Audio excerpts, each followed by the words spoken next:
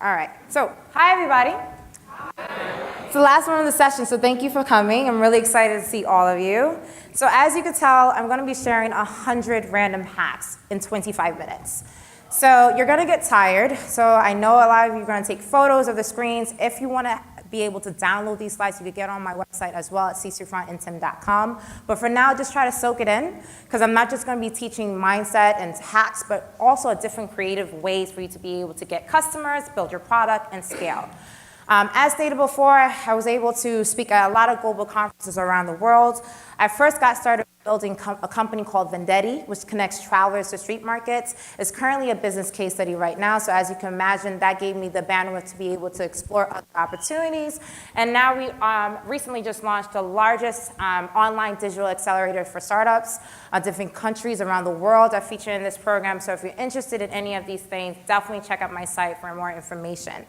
So as you can tell, I've been able to meet a lot of people along the way. Got to meet presidents, celebrities, you name it. It's been a great ride.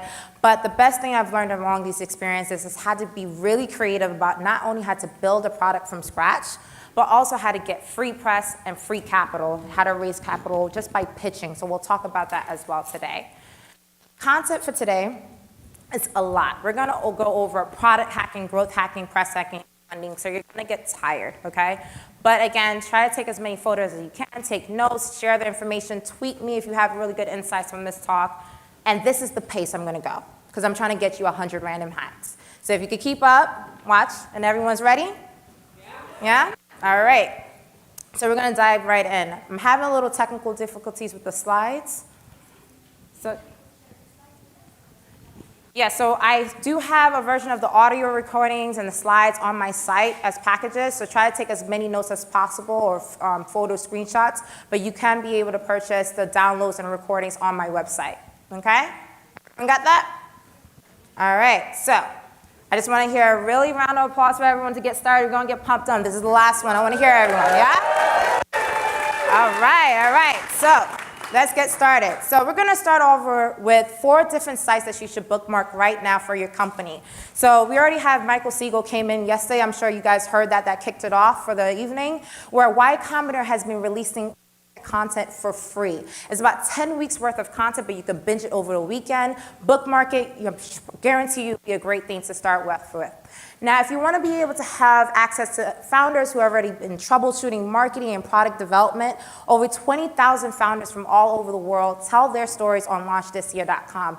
This is especially targeted towards those procrastinators who are just like, oh, maybe I'll get to it, or maybe if I had the right amount of money, or maybe if I had the right amount of press. Stop with the excuses, leverage this site, a really good one to look to. Now, Google for Entrepreneurs is a really great network of some of the best startup ecosystems from all over the world. Startup Grind is powered by Google for Entrepreneurs, so you could tell the caliber of networks that's on this database. If you're traveling, because now entrepreneurship is global, right? You're not staying in one destination. So if you want to see what other startup communities you want to get involved with, Google for Entrepreneurs is a good start. Now, email. I know you're probably following a lot of different newsletters from all over the world. It gets overwhelming. The best one to follow is Startup Digest. You pick the cities, the verticals, and any topic that you want to follow. For example, if you're a woman entrepreneur, see what top deals are happening within the ecosystem. This is the great newsletter to follow. So bookmark these 4 sites immediately. And then as you transition from that, once you are able to bookmark these sites, then I want to talk about a startup checklist. So I know it gets overwhelming as founders, being much like, you have to do product, you have to do marketing, you have to do so many different things to build your company. But these are the basics that you need to make sure that you have covered. So first and foremost is your website. If you're paying thousands of dollars to build your website, stop it. Right? There's so many free resources to build a company from scratch with your website, especially with WordPress.org. But the more important thing is to know what traffic is coming to your site. If you don't know about Google Analytics, get it ASAP. It's free for up to 25 sites. Not only are you able to see where your traffic is coming from, but you're also able to know what your traffic is doing on the site. Next, SumoMe. Email is king, ladies and gentlemen, to get access to your customers for them to purchase product. So you need a way to capture emails when people come to your site, because your site is your best marketing ploy. So SumoMe is a free tool that you can use to gather emails from people coming to your site. Now, part 2, it's already obvious you do need to have social media accounts, Facebook, Twitter, Instagram, wherever your customers are. But as a startup, list your company in the top directory so investors and press reporters can find you. Guts.com, Unoodle, F6H, Punchbase. If you're not listed there, do it ASAP. That's a great way to tell your profile and give updates on what's going on with your company, especially when you're fundraising. We'll talk about how to leverage these databases to get access to free grants and prizes later on. But again, these are sites to list your company so you could get noticed. Next is admin setup. I'm not going to go too much on this, but just leverage tools like MailChimp to be able to sell really great emails, and Hootsuite if you want to manage multiple social media accounts at the same time. So that way you have a consistent brand message across all your social media accounts all at once. All right? So we're going to deep dive into product hacking. So the course of what we're going to discuss today is we're going to start with product hacking, then we're going to get into growth hacking, then press, then funding. Is everyone following me? You can keep up with the pace? Good. All right, so we're going to start with product hacking. Have a business unless you have a good product, plain and simple, right? So let's talk about that. How many non-technical founders are here right now? Raise your hand. Don't be shy. I used to be one too. All right. How many are technical? I'm guessing the rest of you? All right. Both of you are going to love this because I think communication can really be a lot better if people are more technical, especially when it comes to building a product and know how to scale. So I'm going to talk about different ways to build your product with code, without code, or if you want to hire someone, okay? So we're going to talk about that. So let's get started with the basics. When it comes to building a product, you need to know your plan, right? So a lot of times people think of all the different features they want to build for their product, but have no rubric as to, okay, how am I going to release this information? What version should I do? My best advice for first-time founders is think about all the creative craziness that you want to put in your product, write it out on paper so you get it out of your system, and then scale it back, right? So if you already thought of all the different strategies and information that you want to build in your product, you scale it back to the first feature, and then you launch that. By having the release dates as well, you also align it with your business development plan, so that way you know when do you need to reach out to press reporters, when do you need to fundraise. By having that beta plan laid out, you're automatically giving your team a metric and deadline as to when to build out the next product interface. Another thing to keep in mind is a lot of people underestimate the cost of building the app from scratch, so I want you guys to highlight these two articles. They're really good in terms of running through the gamut about how much money it costs to not even build a product, but also the time and the length it takes to actually get a product to scale. Another thing to keep in mind of is that when it comes to building a product, there are 3 core options to do it without code. You can leverage an app maker platform and you do it yourself. You could also leverage an app maker platform and pay for someone to do it, or you could use WordPress. I'm sure a lot of people haven't known that you can actually build a web app with WordPress and plugins, and we'll talk about that later on. But my advice for beginners is to actually go through the content I'm going to tell you about in the next couple of minutes. Go through each one. Even if you pick one over the other, go through each one of them, and then once you do your due diligence, you pick which one is the course of action based on your resources, your budget, and what you want to do, okay? So let's get started with building an app without code. So Tara Reid is a big influencer in this space. I'm sure one or two of you might have heard of her talks, but she's able to make millions without building a product with code. And so she talks about all the tools and resources she leveraged to do that. And she has a whole library of resources that you can leverage. So I highly suggest that you look at her TED Talk video as to how she was able to build her product and all the resources that she has available to founders in the ecosystem. Next thing to think about, aside from influencers, in terms of building an app without code, is looking at these app maker platforms. So now there are thousands of app maker platforms across the web that you can leverage, but these 4 are notorious. iBuild app is one that the government has used on and off. Good App Maker, it was just acquired by Google, so you have the whole suite of Google to help you with that App Maker platform. And if you get overwhelmed, you're not sure what features do these apps have, what kind of resources do they have available, there's a top 10 review that happens every single year that reviews thousands of top App Maker platforms around the world. So that way, they already did the due diligence for you. You don't have to figure it out from scratch, okay? Next thing to think about is building without code, which is pretty much with WordPress.org. Now, please understand the difference between WordPress.org versus WordPress.com. .com doesn't have as much flexibility as .org, so make sure that if you are building an app with WordPress that you're leveraging .org. Now, the fundamental thing to think about is that they already have themes set up in place. There are millions of different themes that you can leverage, and there are also thousands of different plugins to make your site functionable. The amount of combinations available to you is overwhelming, right? And so pretty much you can leverage sites like WP Beginner to be able to help guide you as to how to actually build any idea that you're thinking about. So maybe you want to build the next Twitter, maybe you want to build the next Facebook. It will walk you through the process of what plugins to think about to build that web app from scratch. Now, I'm biased. I actually think people should actually learn how to code. The reason why I'm so biased, as you can hear, my baby girl's in the room. I learned how to code while I was pregnant. And so there is no excuse for anyone in the room. You can learn how to code. I did it, okay? And one of the best ways I learned how to code for free using all these different tools and resources. So I'm going to talk about how to learn how to code for free and how to learn how to code if you got the money in the bank. So let's talk about for free. So Code Academy is my absolute favorite. Free code camp, Skillshare, YouTube. There's a great blog article titled 45 Places to Learn How to Code for Free. A really good set of resources for you to learn how to code in up to 8 weeks or less, okay? Now, if you have a little bit of money and you want more guidance, maybe you don't want to try to figure it all out by yourself, onemonth.com has been featured across press and media features from all over the world by pretty much helping you build a product with code in under 30 days or less. So if you're trying to get that MVP up and running, they'll be able to walk you through it. Now, if you have the budget, there are boot camps for this as well. They range from anywhere from $5K to $15,000. Maybe you have the money, maybe you want to, get more technical into that expertise. But if you're just trying to build MVP, what I would do is actually go to the curriculum, copy and paste, and use that as your rubric using the free tools that I just stated, right? So that way you have a guidebook to be able to help you through the process. But fundamentally, whatever option you use when it comes to building a product, whether it's with or without code, you need to be able to capture the testimonial experiences. The reason why Vendetti, my company, was able to scale so efficiently is because we had so much content information around people using our product, testimonials, videos. Even when people are commenting on your social media pages, like, hey, just tried your app, love it, screenshot that and put that on your site. So that way you have validation. So even if you can't get the testimonials from scratch, you have activity on your site for people to monitor about your product. And just some inspiration for those who think that it's not possible, Instagram already did it. The founder was non-technical. He learned how to code during nights and weekends and was able to raise a 500K seed amount before even finding a technical founder. And mind you, he did this without the tools and resources I just told you about today. So there's literally no excuse. And I already told you I did it while I was pregnant. So I hope to hear some more technical founders down the road. All right?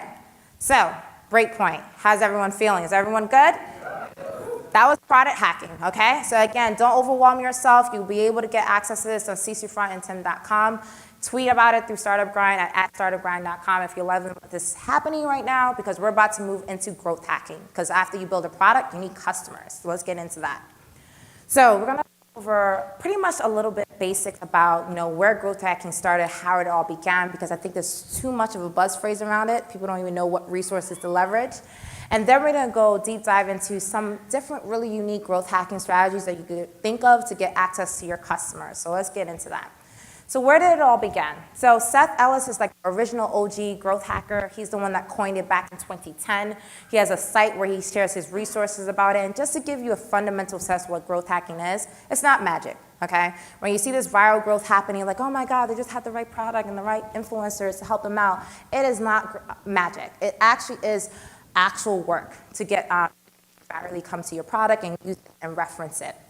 Pretty much is experimentation. So you're figuring out the smartest and easiest way to get as many eyeballs to your product as possible and use it as a distribution and exhausting that distribution metric to repeat it over and over and over till you're exhausted and try a new outlet, right? So that's pretty much what you're doing with growth hacking. That's the reason why you need to make sure that you're maximizing each source and then optimizing for more resources along the world. Now, of course, there are a lot of growth hackers out there. A lot of them have different insights as to how to build your company with users, but some of the original influencers in this space, if you guys has anyone heard about Neil Patel, Seth Godin, Nicole and Rand? Very popular names. What I like about what they're doing is as well, they also have a content library of free resources around this as well. They also do monthly webinars that you guys could follow. So even if this is overwhelming to take in, you can also sign in for their webinars or their newsletters to track it off, okay? Now, let's talk about where you could start. So one of my favorite PDFs about this is on QuickSpouts. It's a 102-page document guide that goes for all the different things you need to understand about growth hacking before you become a growth hacker. So if you need a place to start there. Second, you might want to be able to talk to mentors, and maybe you're struggling with getting more users for one of the traction metrics that we're going to talk about later on. Then definitely try to leverage growthhackers.com. They have monthly Ask Me Anything sessions, which really helps because anytime you do these sessions, you're able to communicate and ask questions, ask for insights, and even if you miss those sessions, they have video recordings for you to be able to access after, okay? And of course, there are top blogs like XC Engine that does really great articles around growth hacking. That one of the most popular ones is 100 Random Growth Hacks to Build Your Company. So if you need a place to get started and you're feeling overwhelmed, these are 3 resources and tools that you can leverage. Now, Dave McCurry opened up the line of speakers for Startup Grind just yesterday, and 500 Startups, one of the differentiating factor across all accelerators is the fact they focus on growth hacking. And if you didn't know, at the end of every batch, they actually have something called Marketing Hell Week, where literally for an entire week, they live stream all their best influencers and growth hackers online to share insights, resources, videos, PDFs, documentation, all for free. If you notice, I already talked about early on why Combinator releases this content for free. 500 Startups does this as well. So if you need access to real thought leaders in this space, get signed up for Marketing Hell Week. You can find it probably at growth.500.co. Okay? So we already talked about Seth Goodwin, but pretty much a good 3 ingredients when it comes to growth hacking is making sure that you have a product that people want. A lot of times people think that, you could try to get users before you have a product. If it's not a good product, no one's going to care, because not only do you want to get users to your product, but you want them to be engaged enough to talk about it, right? So once you do that, make sure you're tracking every metric that you're doing. So plan out every user. So let's say, for example, you're going to use Twitter and Facebook and SEO to gain access to users. What is your expectation? Are you trying to get 5,000 down one channel and 1,000 down another channel? Make sure you're optimizing your team to know which one is actually working. That's why in the beginning I talked about having Google Analytics, because you need to track where your traffic is coming from and what they do when they get to your site, right? So always have that Excel spreadsheet to be able to understand what's going on with traffic coming to your site. And once you do that, keep in mind that there are many different ways to do product growth hacking, but the first thing is to optimize your product. So a lot of people know about Dropbox already, yes? So the old way of just saying, hey, like if you use my product, refer customers and you get a discount doesn't really work anymore. You have to integrate the experience of someone wants to share about your product into it, right? So what they did was, if you shared information about your Dropbox, you got more gigabyte space. So it was organic. You didn't need to follow up with the customer service team or anything. It was organic. So if you could embed that into your product, that's probably the best way to get viral users to your product. Next thing to think about is site optimization. People are not forgiving anymore. If it takes too long for your site to build, you will lose customers. Your bounce rate will go through the roof. So you don't have to figure it out for yourself. You could pretty much run a check on using Google Page Insights. It's a really great way for them to scan your entire website, and they give you an actual PDF report as to what's going wrong, what's going right, and ways you can improve, okay?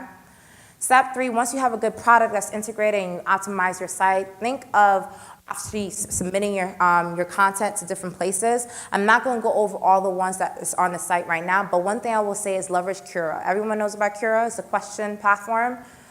Try to find your customers asking questions about your product. So many times, let's say you're a travel company and someone say, how can I find the best travel resources for my company? You could say, well, you could consider doing this, you could consider doing that. And by the way, our website has all these different resources. Here's the link. And you can see organically within an hour, people coming to your site just because you're placing an answer on a question on Quora. So that's one thing when it comes to site submissions, leveraging those type of platforms. And of course, end with validation. So if you're a speaker, if you're traveling the world, if you're getting press mentions or even blog mentions, make sure that you put that on your site. A lot of times founders have really good partnerships, really great exposure, but they don't talk about that on their site. They talk about it to investors, but they don't talk about it on their site. You need to brag, right? Because people actually look for that. They look for those key markers to make sure that, okay, this is a legit company. I need to optimize to use this product, okay? And just for word of thought to close on growth hacking, one thing I would say is that when you see something that's virally being shared across the internet, there's a lot of work that goes into that. It's not magic. There's SEO strategy, there's content strategy, there's email marketing, there's so many different moving parts. But as long as you pick what strategy works for you in the beginning and just optimize that, exhaust that resources and try a new channel, you'll start to realize what is the best channel for you in terms of building your company based on your resources. And keep in mind, all of these different resources that I share with you is very optimal, and it's easy for even one person to do it by themselves. So it's not complicated. All right? So how is everyone feeling? Because we're going to get into press hacking. All right, so everyone's keeping up? All right, so we're going to get some press now. So one thing I will say when it comes to press, you got to have a goal. So what I mean by goal, you can't just target any press reporter that you see on the street, right? So are you trying to talk about your story? Are you trying to announce a platform to get users? Are you trying to talk about post a platform? Now you want to talk about the testimonials. Have a target reason as to why you're reaching out to reporters. So for example, if it's a story, give visual images about your story. So my first company was Vendetti, which connects travelers to street markets. So I gave a strong image of me street vending when I was a little kid with my father, right? That tells a story. And sometimes you could send collages of those images so you could guide them as to what the story you're trying to tell. So if you notice here, I actually showcased 3 generations of street vendors in my family. So I showed that my grandmother was a street vendor, I was a street vendor, and my mom before me. So there's a storyline, so I'm helping them guide through the story. So whenever you're reaching out to reporters, don't just tell them this is your story. Give them visual cues and give collages where need be, so that way they can connect the dots together and faster. And keep in mind, when you're reaching out to reporters, they need to know why you're different. And so sometimes your story is more important than the product. All right, so always remember that, because you're always going to have other competitors that might have a better product than you, but no one can have the same story. So make sure you maximize for your own story when it comes to press. So in terms of press hacks, that just scaled and went whoop whoop.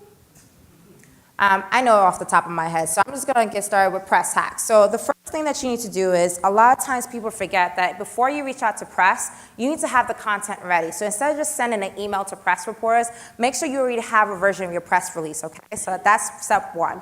Step 2, you can actually write out the article that you want them to publish about you, and they can either edit it and publish it. Right? So that way, if the person doesn't have time to go through the interview process and get to know your story, they already have content from your articles to maximize the published content as well. Another thing to make sure is, if you don't have a press kit on your website that's easily for people to download, you need to do that ASAP, right? And pretty much a downloadable link on your site, it could be just the content access, a photo of the founder, images about your product, testimonials, a video that they could download, something that's very easy for them to download immediately. So that way they don't even need to reach out to you to ask you questions. They could do due diligence on their own and get the content that they need, and that way you get press. And by the way, sometimes you might be shocked about how many people are writing about you and you don't even know. So put a Google alert on your name and your company, so that way you could track any information that's happening for you. All right?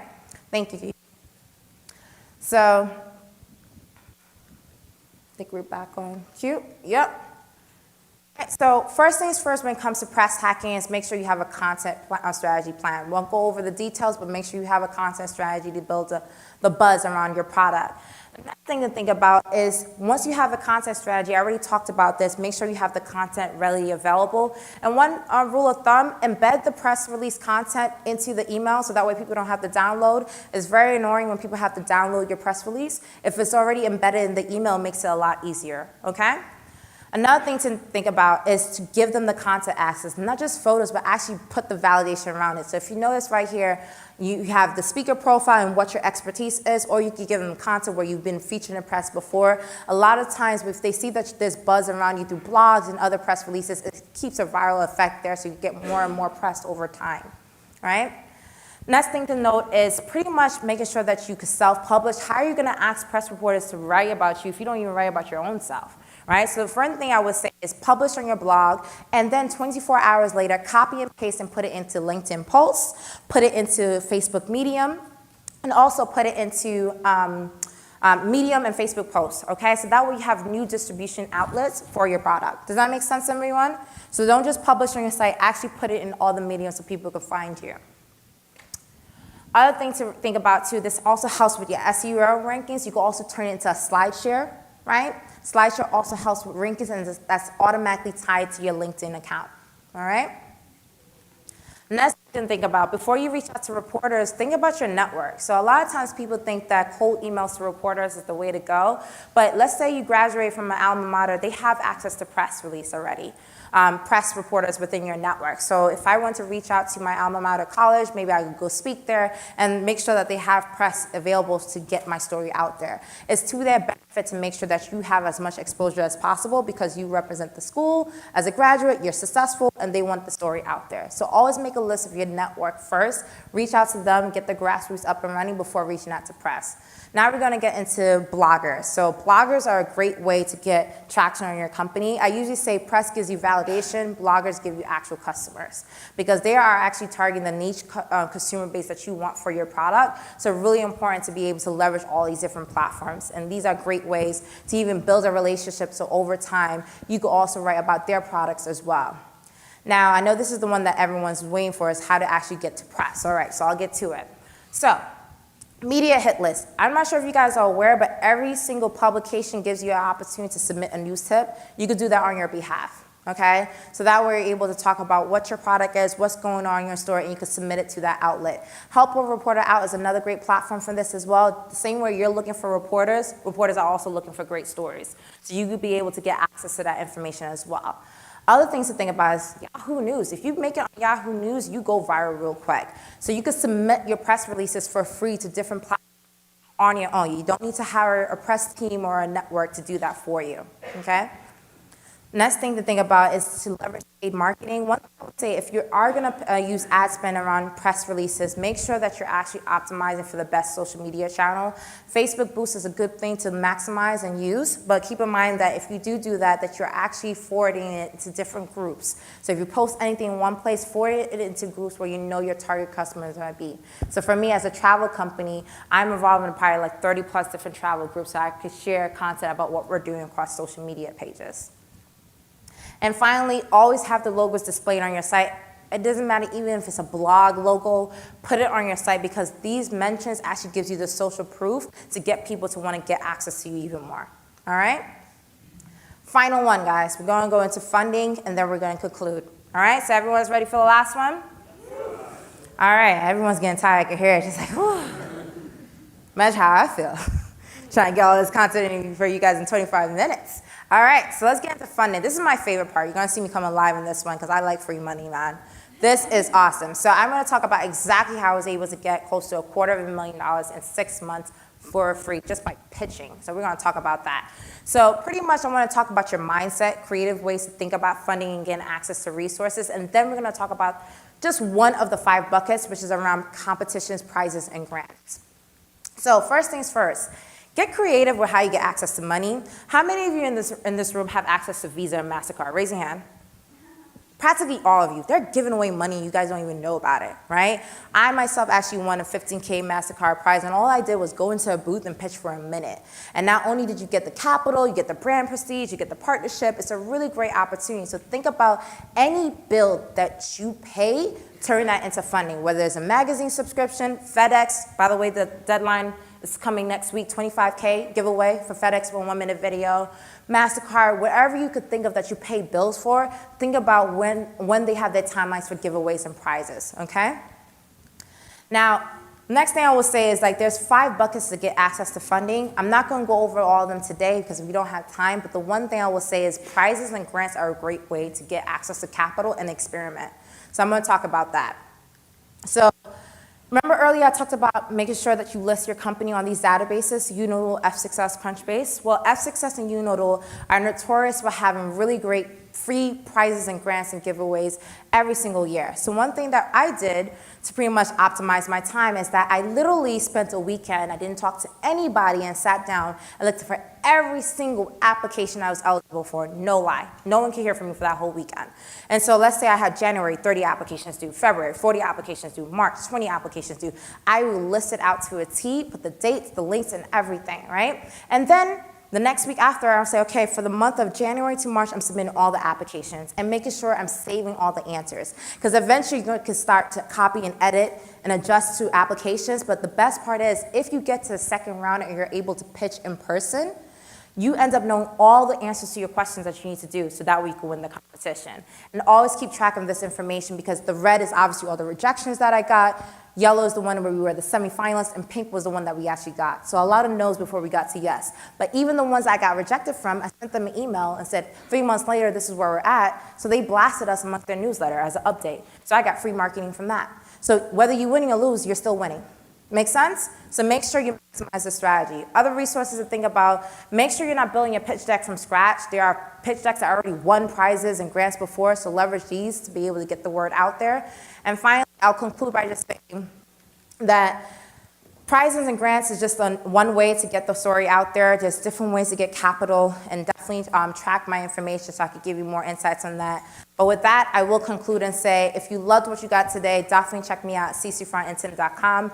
I'm also the chapter director for Dubai, so I'm heavily involved with this. Really happy I got a chance to share all 100 of those random hacks. If you have questions, I'm here and also here tomorrow. So thank you.